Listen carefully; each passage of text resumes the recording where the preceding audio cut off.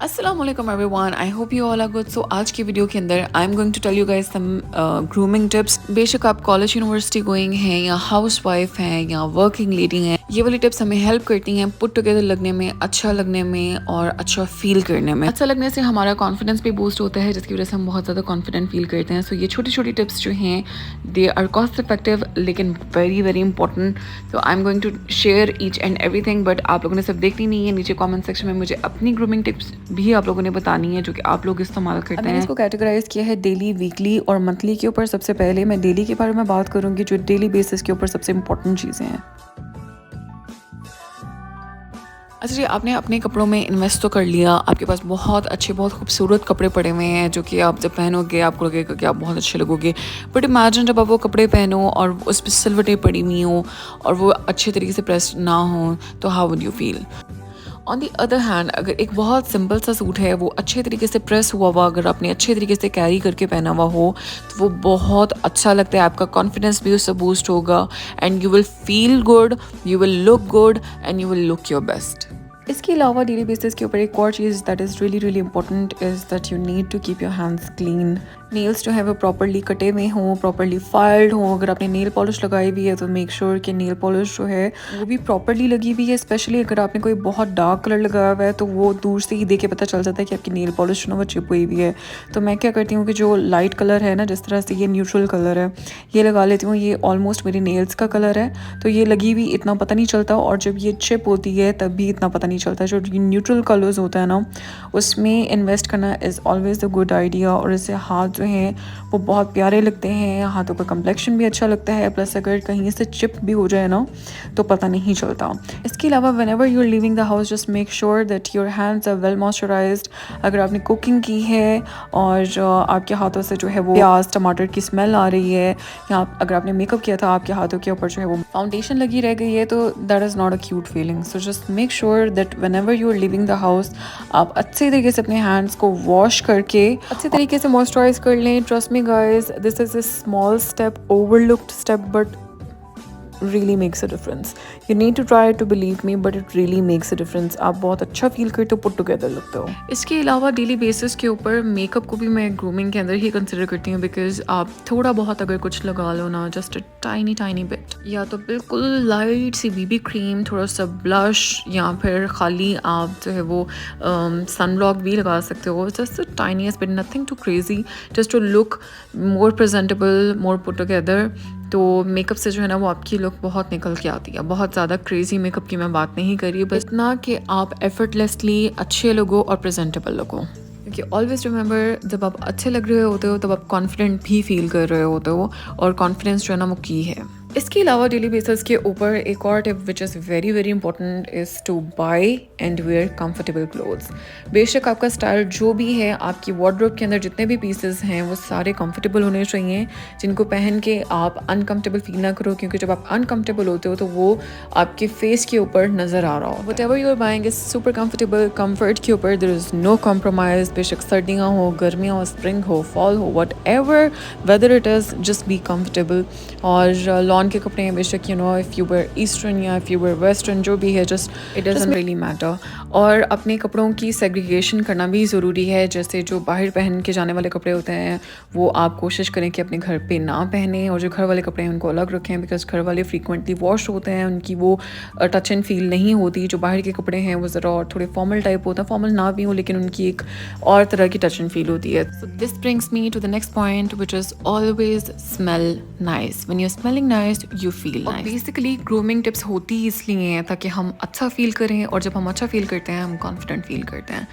सो ज़रूरी नहीं है कि आपने बहुत महंगे परफ्यूम्स के अंदर इन्वेस्ट करना है। आप जो ये हमारे लोकल क्लोथिंग ब्रांड्स हैं जैसे बीच ट्री, खाड़ी, इन सब के ऊपर जो है ना वो बड़ी अफोर्डेबल रेंजेस के अंदर परफ्यूम्स पड़े होते हैं, आप वो यूज़ कर सकते हैं।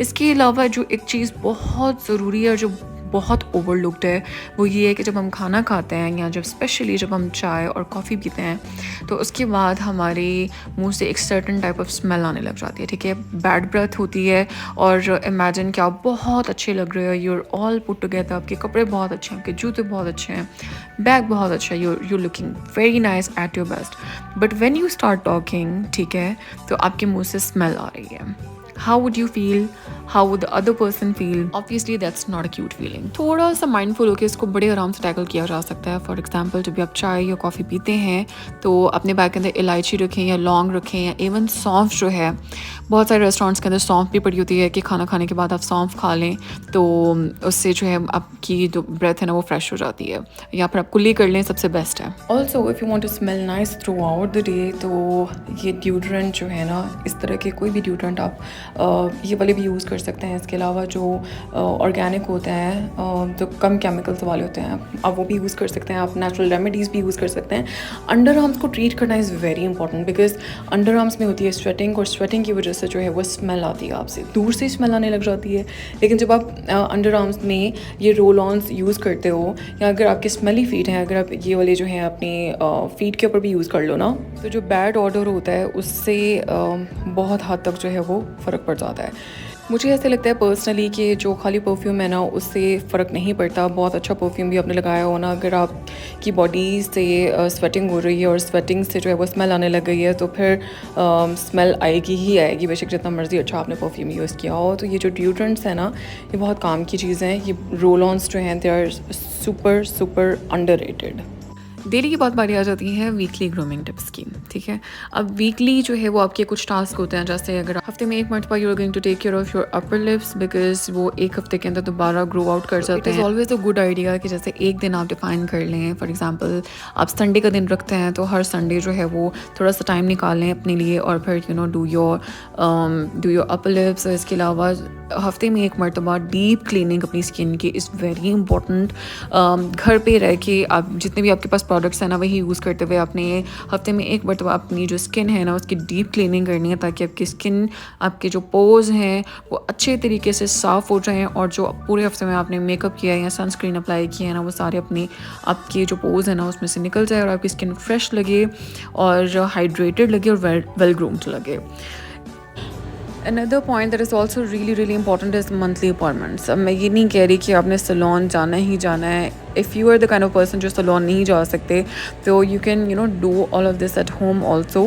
जो भी फेशियल्स वगैरह होती हैं अपने घर पे को फेशियल किट रख लो. जो भी प्रोडक्ट्स आपके लिए काम करते हैं उन प्रोडक्ट्स को अपने पास रखो, और महीने में एक मरतबा अच्छी सी डीप क्लीनिंग विद बहुत अच्छा सा मास्क जो है वो अपनी स्किन के ऊपर अप्लाई करो. आई थिंक ये ज़्यादा आसान होता है, इसका ट्रैक रखना भी ज़्यादा आसान होता है कि आपको पता हो कि आपने महीने में एक मरतबा जो है वो you are going to treat yourself and you are going to take care of your hands and feet and your skin और बाल. सो मंथली अपॉइंटमेंट से ये होता है कि आपको बार बार इस बारे में सोचने की ज़रूरत नहीं पड़ती. Once you have done it you're sorted for the whole month and जो भी आपने कराना है वो आप नेक्स्ट मंथ पे छोड़ सकते हो. और अगर आप बाहर नहीं जाते तो obviously you can do it at your home at the comfort of your own room, अपने घर पे भी. लेकिन taking care of your self is really important. I think वो जो एक मी टाइम होता है ना वो बड़ा ज़रूरी होता है. इसके अलावा मंथली में जो है वो वैक्सिंग भी आ जाती है. महीने में एक दिन आप डिसाइड करें ताकि आप जो है वो हैसल फ्री आपका मंथ गुजरे,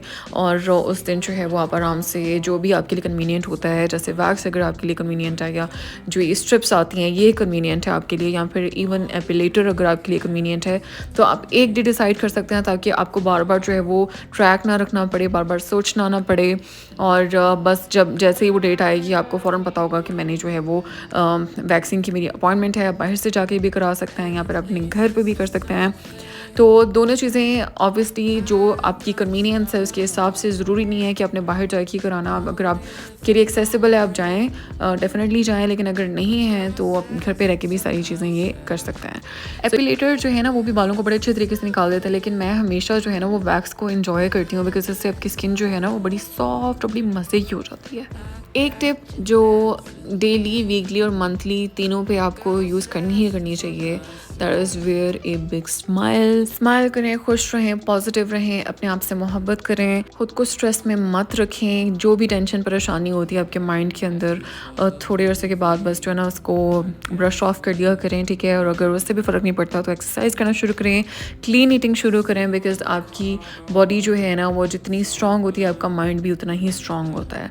सो बस ये कोशिश करें कि अपने आप को जो है वो हैप्पी, हेल्दी और खुश रखें. और wear a big smile, always radiate positive vibes, तो अपना अपनी सेहत और अपनी वेलबींग का ख्याल रखें और अगर आपकी कोई ग्रूमिंग टिप्स हैं तो मुझे नीचे कमेंट सेक्शन में लाजमी बताइएगा। Thank you so much for watching. Take care and अल्लाह हाफ़िज़।